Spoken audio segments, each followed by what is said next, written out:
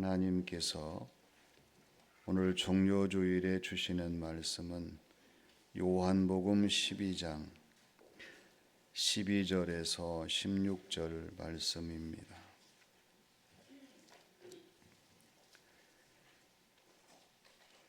그 이튿날에는 명절에 온 큰 무리가 예수께서 예루살렘으로 오신다는 것을 듣고 종려나무 가지를 가지고 맞으러 나가 외치되 호산나 찬송하리로다. 주의 이름으로 오시는 이 곧 이스라엘의 왕이시여 하더라. 예수는 한 어린 나귀를 보고 다시니 이는 기록된 바 시온 따라 두려워하지 말라. 보라 너의 왕이 나귀 새끼를 타고 오신다 함과 같더라. 제자들은 처음에 이 일을 깨닫지 못하였다가 예수께서 영광을 얻으신 후에야 이것이 예수께 대하여 기록된 것임과 사람들이 예수께 이같이 한 것임이 생각났더라. 아멘. 어떤 길이든지 길에는 이름이 붙여집니다. 사람의 이름이 붙여지기도 하고요. 동네, 마을의 이름이 붙여지기도 하고 사건이나 역사를 상기시키는 그 이름도 불 수가 있습니다. 모든 길은 다 특징이 있습니다. 열린 길이 있는가 하면은 닫힌 길도 있고 오래전에 만들어진 길이 있는가 하면은 아주 근래에 만들어진 길도 있고요. 없어진 길도 있는가 하면은 지금도 여전히 사용하는 길도 있습니다. 여러 가지 많은 길이 있어도 중요한 것은 이 모든 길이 사람을 살리는 길이어야 된다 하는 거예요. 만일에 편하게 쉽게 아무런 고생 없이 그 길을 간다 하지만은 마지막 그 길이 사망과 절망과 죽음으로 끝난다고 하면 그건 불행한 길이죠. 반대로 힘들고 어렵고 눈물을 겨워도 마지막이 생명이고 소망이고 영생이라고 하면 그 길은 행복의 길, 복된 길인 이 사실을 우리가 부인할 길이 없어요. 오늘 종료주일을 맞이해서 예루살렘 성으로 올라오시는 주님을 기념하고 이 주님의 흔적을 생각하며 종료주일을 지킵니다. 우리가 분명히 생각해 봐야 할 것은 주님의 예루살렘 길은 어떤 길이었는가 하는 것입니다. 먼저 환호함을 받으신 길이었어요. 이스라엘이 그 당시에 로마의 지배를 받고 있었습니다. 가장 간절히 원하는 것은 이스라엘의 해방, 독립, 자유였습니다. 그런데 이스라엘에는 로마를 이길 만한 힘이 없었습니다. 사람이 없었습니다. 방법이 없었습니다. 탄식하며 절망할 때에 들려오는 소식, 예수 그리스도 주님에 관한 소식이었어요. 예수님이 탄생하시고 예수님이 기적을 발하시고 예수님께서 당당하게 놀라운 일을 행하신다고 하는 이 소식이 이스라엘 백성들에게는 새로운 소망과 함께 비전이 되었어요.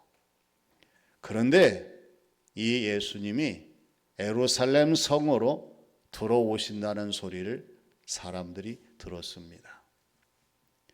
그래서 많은 무리들이 예수님을 맞으려고 종려나무 가지를 들고 호산나를 외치면서 찬송하리로다. 주의 이름으로 오시는 이 곧 이스라엘의 왕이시여. 이렇게 환호하는 감성의 소리를 지르면서 예수님을 맞이했습니다. 그런데 문제는 예수님께서는 이들처럼 기뻐하지 아니하셨고 즐거워하지 아니하셨고 환호성을 외치지 아니하셨다는 것입니다. 그 이유가 뭐예요? 십자가 때문이었습니다.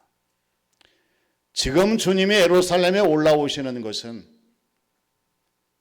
화려한 왕으로의 복귀가 아니라 온 세상 모든 사람들의 죄를 대속하실 메시아의 사명을 감당하기 위하여 십자가를 지시려고 올라가시는 예루살렘 길이었습니다. 그래서 주님은 침묵하신 가운데에서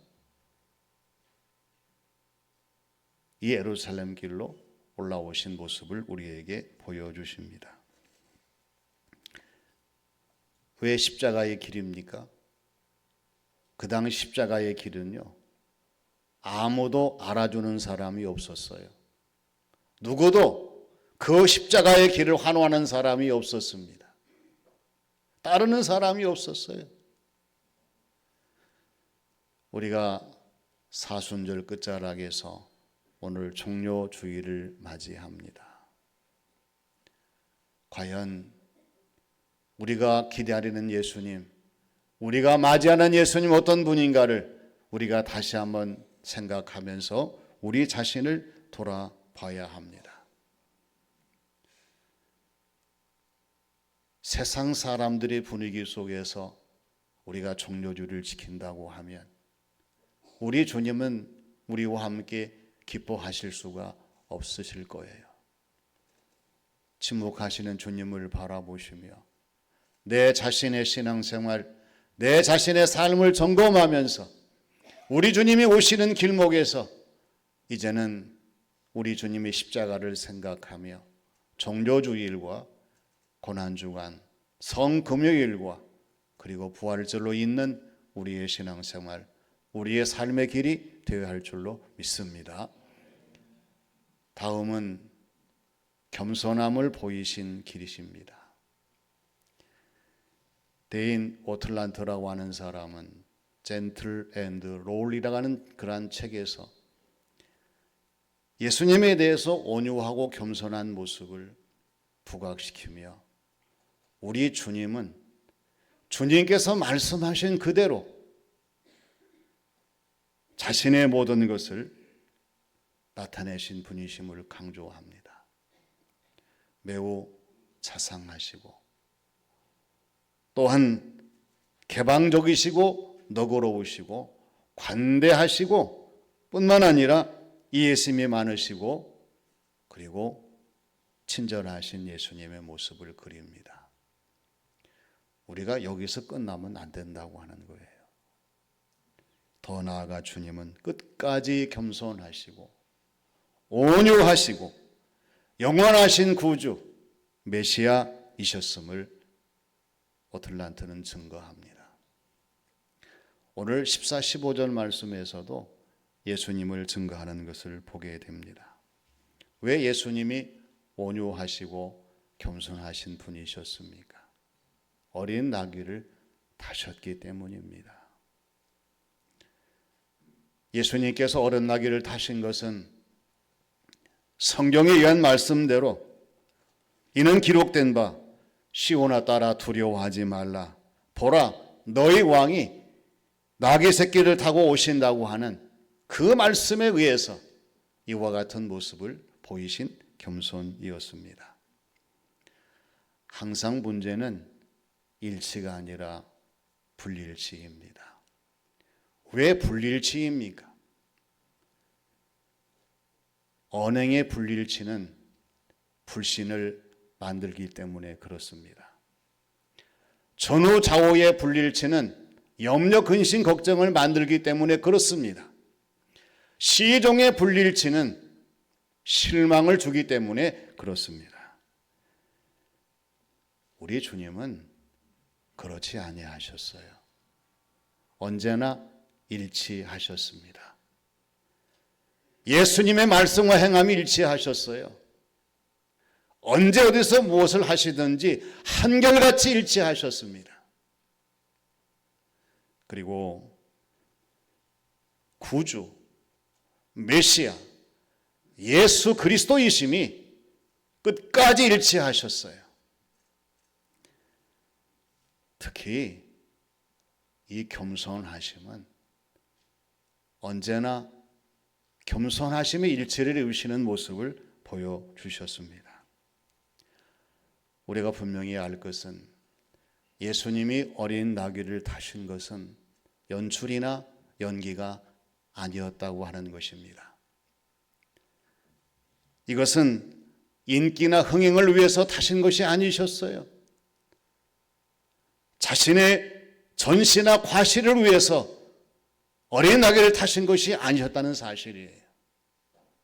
단 한 가지, 성경적인 성경 말씀을 이루시기 위한 예수님의 모습, 그 겸손이었음을 우리가 잊어버리지 말아야 됩니다. 겸손의 실천이셨어요. 종료주일을 지나고 이제 고난주간을 맞이하게 됩니다. 오늘 저와 여러분들이 본받을 대상은 환호하는 무리들이 아니에요. 이 고난주간을 지나면서 우리가 본받을 것은 말없이 십자가를 향하여 한 걸음 나아가시는 주님을 본받는 우리의 신앙생활, 우리의 삶이 되어야 할 줄로 믿습니다. 더 겸손함을 보이셔서 우리 주님이 인정하시는 성도의 모습으로 주님과 함께 고난의 길에 동참하시고 주님의 십자가를 통해서 내 자신의 신앙생활 삶의 변화를 이루시는 우리 모두가 되시기를 바랍니다. 마지막은 깨달음을 남기신 길입니다. 사람의 중추신경계는 너무나 중요합니다. 여기에 의해서 우리의 모든 일들, 감정이나 기분이나 모든 상황들이 만들어지기 때문에 그렇습니다. 특히 신경 전달 물질에는요, 크게 도파민과 엔돌핀과 세로토닌이 있습니다. 이것이 내 몸에 자연적으로 잘 분비되고 잘 이루어지게 되면 건강한 사람이 되고 모든 면에서 잘 적응할 수 있는 사람이 돼요. 그러나 그렇지 못한다고 하면 상당한 어려움을 겪습니다. 감정 조절을 못하고 그냥 의지가 약해서 넘어지고 맙니다. 안타까운 것은 이러한 것을 물리적인 방법으로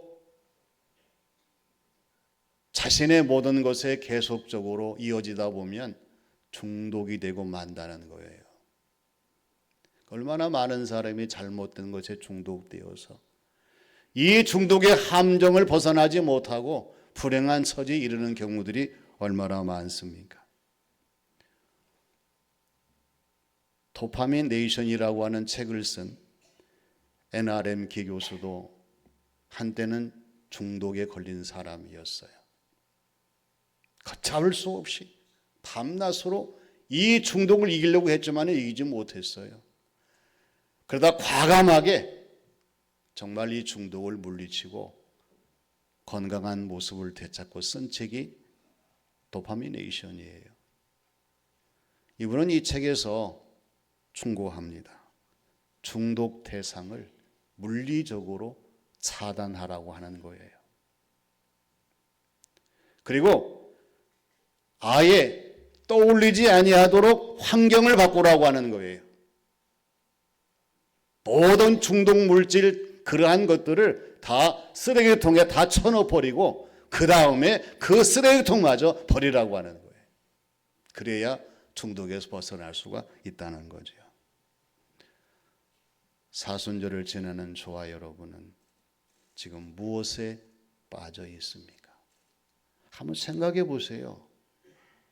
내가 지금 무엇에 빠져 있지? 어떤 것에 중독되었지? 세상에 주는 기쁨입니까? 하나님이 주시는 기쁨입니까? 육적인 일입니까? 영적인 일입니까? 순간적인 것입니까? 영원한 것입니까? 둘 중에 하나일 거예요. 우리가 참된 하나님의 자녀요, 그리스도인이요, 성령님의 사람이라고 하면요, 우리가 몰입하고 우리가 빠지고 정말 선한 중독에 걸릴 것은요, 세상의 기쁨이 아니잖아요. 하나님의 기쁨입니다.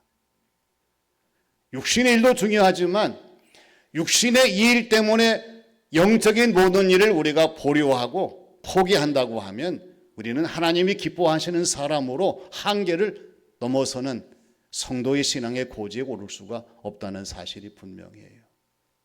그리고 순간적인 것만 생각하며 여기에 몰입한다고 하면 언제 하나님 나라를 준비하고 하나님 나라의 소망을 가지고 이 땅에 주어진 모든 사명을 감당하겠습니까?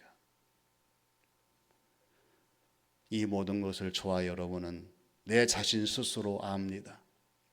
우리가 기도하면서 하나님, 내 자신의 모든 면들이 하나님에 의해서 다시 새롭게 만들어지므로 하나님이 기뻐하시는 것에 몰입하게 해주시고 하나님이 원하시는 것을 추구하게 하시고 당당하게 예수님처럼 승리할 수 있는 하나님의 사람이 되게 하여 주시옵소서 기도하며 이 일에 동참하는 저와 여러분들이 되어야 할 줄로 믿습니다. 주님의 제자들은요, 왜 예수님이 예루살렘에 올라오시는가를 분명히 알지 못했어요. 그러나 오늘 말씀에 보니까 우리 주님이 영광을 받으실 때에 십자가의 사명을 완성하시고 다시 부활하시고 제자들을 찾아오셔서 말씀하실 때에야 그들은 깨닫게 되었습니다. 이것이 주님에 대해 기록된 말씀이라는 사실과 많은 사람이 주님께 대해 같이 한 것임을 깨닫게 되었다고 오늘 말씀에서 증거하고 있습니다. 오늘 저와 여러분 종료주일은 우리를 깨닫게 하는 소중한 절기요 주일인 줄로 믿습니다. 우리가 깨달아야 됩니다. 우리가 알아야 됩니다. 우리가 믿어야 됩니다. 그리고 고백해야 됩니다. 주님께서 예루살렘으로 올라가신 길은 세상적인 조건이나 사람이 생각하는 결과 때문에 목표를 향해 가신 것이 아니었음이 분명합니다.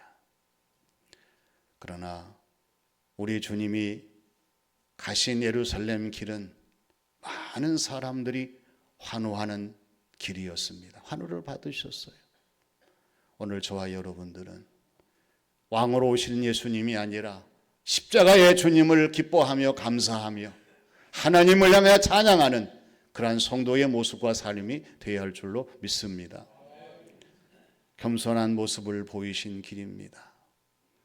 우리 가운데 주님보다 높은 사람이 누가 있으며 나은 사람이 누가 있으며 훌륭한 사람이 누가 있습니까? 종료주일을 지나 고난주간을 지나면서 다 주님 앞에 낮아지시고 더 겸손히 주님을 따르며 주어진 모든 사명 감당하는 우리 모두의 신앙생활이 되어야 할 줄로 믿습니다. 깨달음을 이루신 길이셨습니다. 뒤늦었지만은 제자들은 왜 주님이 오늘 이 자리에 오셨는지를 알게 되었고 그리고 주님께서 가신 길을 통해서 우리 주님의 메시아임을 그들은 신뢰하며 주님을 따르며 복음을 전할 수 있는 새로운 변화의 구심점을 이룰 수가 있었습니다. 우리의 신앙생활도 이 종료주일을 정점으로 고난주간을 지나시면서 주님을 더 깊으시게 사랑하시고 또 나의 십자가를 지고 주님을 따르는 성도의 모습으로 귀한 사명 감당하는 우리 모두가 되시기를 주님의 이름으로 축원합니다. 아버지 하나님, 하나님의 은혜를 감사드립니다. 저희들 한없이 부족하고 부끄러울 때가 많습니다. 그러나 오히려 주님보다 더 앞서려고 하면서 주님 기대에 어긋날 때가 많았음을 자백합니다. 주님의 예루살렘 길이 많은 사람의 환호함 속에 오시는 길이었지만은 주님이 어떤 길을 가셨는가를 깨닫게 해주시고 주님처럼 겸손하게 나의 십자가를 지고 주님을 따르는 저희들을 되게 하여 주시고 깨달음을 주셔서 이제는 믿는 자의 모습으로 반열에 설 수 있는 저희 모두가 되게 하여 주시옵소서. 예수님의 이름으로 기도하옵나이다. 아멘. 이 시간에 이창년 장로님 외 여러분들이 또 하나님께 찬양 드리면서 봉헌의 시간을 갖겠습니다.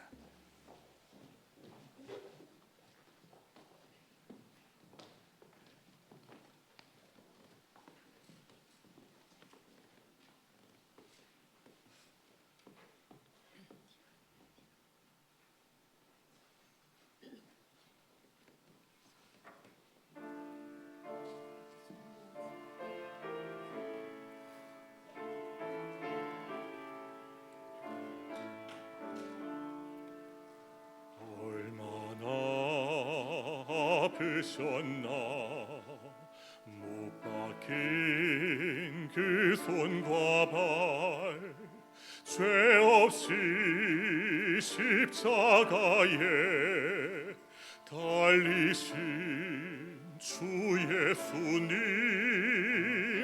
하늘도 산과 들도 초목들도 다 울고 해조차 빛을 잃고 캄캄하게 되었네.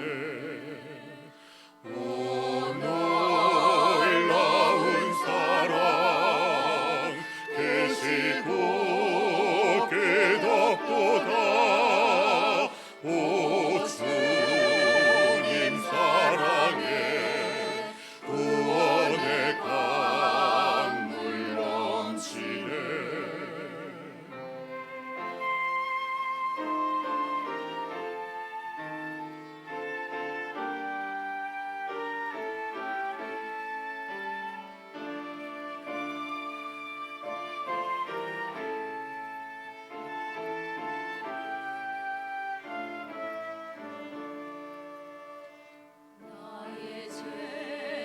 너의 죄와 우리의 모든 죄를 모두 다 사하시려 십자가 달리신 주 얼굴과 손과 발에 흐르는 그 귀한 피